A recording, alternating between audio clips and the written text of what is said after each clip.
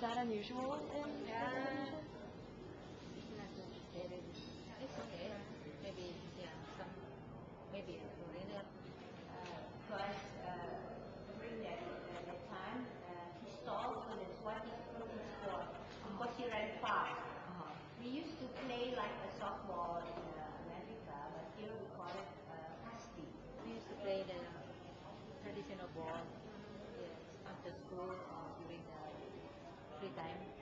Yes. Always the students from grade 3A, 3B all join together, and everybody wants to have him on the team because he can run fast. Dan jago bergebrak apa sih?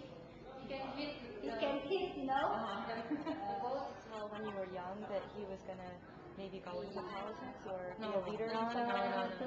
No, we never ever thought about the career at that time. You know, the 9 years and 10 years of kids. Yeah. Everything is only play. It's the first president got connected with the Muslim country. Here in Indonesia, we respect. We got the 5 religion: Muslim, Christian, Buddhist. He learned also how to respect. He was our friends here. I think he will do the best thing for your country. And we pray and support him for